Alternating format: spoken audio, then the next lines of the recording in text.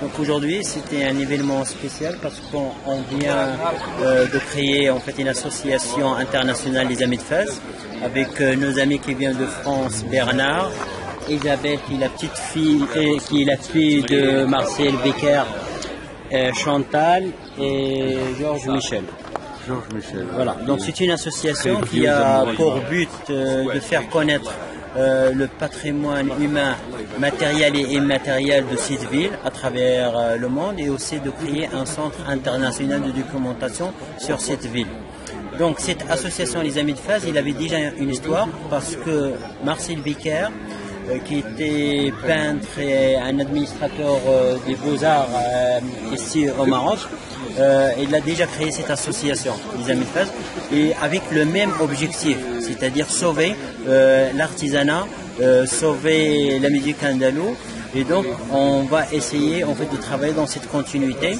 Et je vais en fait demander à Isabelle Becker-Safi de dire un petit mot sur ça. Merci beaucoup. Les Amis de Fès de 1932 par Marcel Becker, c'était une association donc qui réunissait des intellectuels marocains et français et l'occasion est donnée aujourd'hui de recréer cette association et c'est quelque chose de vraiment très touchant et merveilleux. Voilà, Georges Michel qui est aussi, j'allais dire, un des fondateurs de notre association d'aujourd'hui et un des enfants de Fès. Moi, je suis de Fès donc, et je m'intéresse à l'histoire et au patrimoine, à la culture de Fès à travers différentes associations françaises mais également marocaines. Et donc j'ai souhaité participer avec moi-même Eliani et Abderrahman Kounkoul à la création de cette nouvelle association des Amis de Fès qui prend la suite de ce qui avait été créé en 1932. Et donc aussi, parmi ses fonctions, il travaille dans l'humanitaire et aussi avec des associations marocaines. Si vous pouvez dire un petit mot sur ça. Oui, donc je suis président d'une association de solidarité internationale et on intervient au Vietnam et au Maroc en particulier au niveau de ce qui est l'enfance défavorisée. On a soutenu sur Sfrou les enfants abandonnés. Actuellement, on travaille avec Allo-Seima pour aider toutes les familles défavorisées sur Tanger avec l'association 100% Maman qui prend en charge les mères célibataires pour éviter qu'elles abandonnent leurs enfants. Donc on amène également du matériel pour des associations marocaines.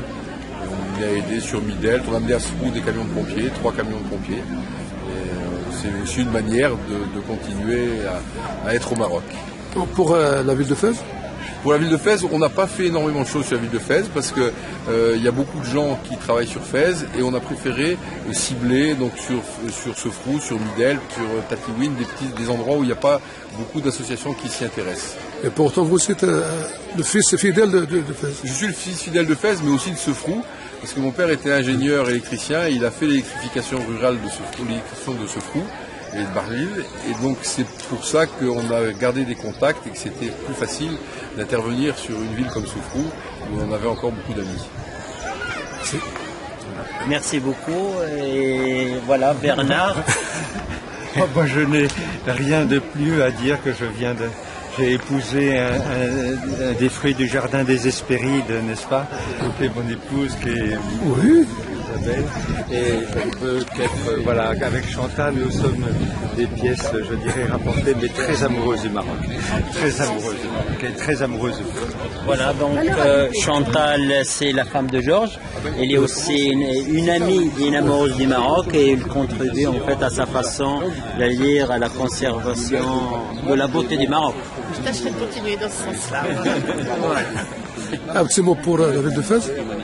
J'espère qu'on va participer à enrichir tous les habitants de Fès par rapport au patrimoine qu'on doit mettre en valeur. Les buts de l'association des Amis de Fès. Donc, comme je disais, c'est un but noble.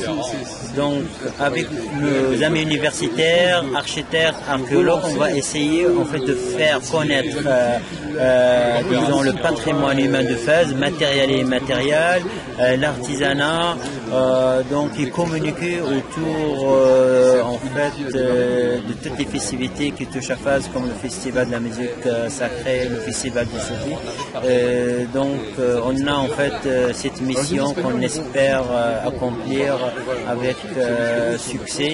Surtout si en fait les autorités politiques nous aident.